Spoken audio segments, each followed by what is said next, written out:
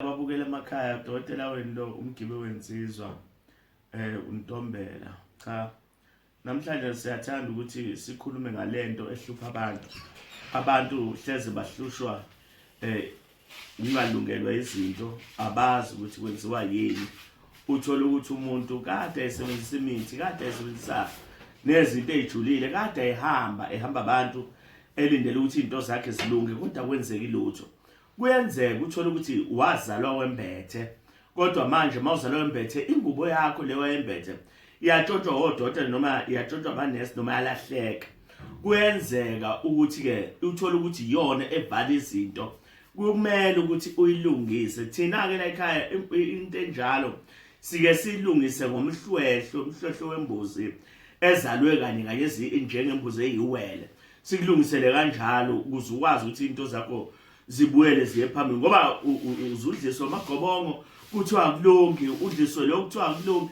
Kodwa manje xa uthi kanjani siyakwazi ukuthi sikwenzele, sithathe lo mhlwehlwe wakho sisebenze ngawo ukuthi le ngubo yakho ikwazi ukuthi iphakame, ivele ukuthi khona ubunhlanhla bakho buqhubekele phambili.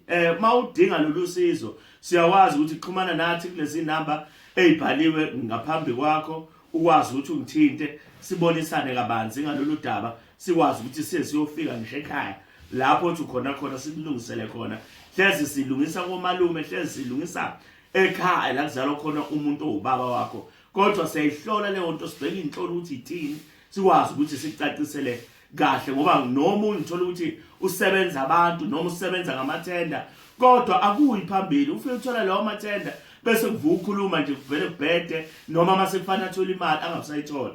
Siyakwazi ukuthi sikulungisele, sibheka amasayidi omabili. Omunye uthola ukuthi mhlawumbe ufuna ngisho isigubhu, uthatha isigubhu kodwa kwenzeki lutho asiphakame. Siyabheka ukuthi yini leyo, mhlawumbe kungenzeka ukuthi ingubo bakwethu abaningi ingubo sibabambile ukuthi into zabo zingakwazi ukuthi ilunge, ngoba ingubo isigcina kwesikhathi sifana newele kumuntu. Omunye uzokuthiwa wena waphuphunyelwa isisu, omunye uzokuthiwa washonelwa ingane, athi angikwazi lokho, kanti ingubo yakhe lesilokhu ivuka imkhandela ithunzi. Ngithi ngiboneke udokotela wenu uNtombela lo niphile emakhaya. Siyabonga.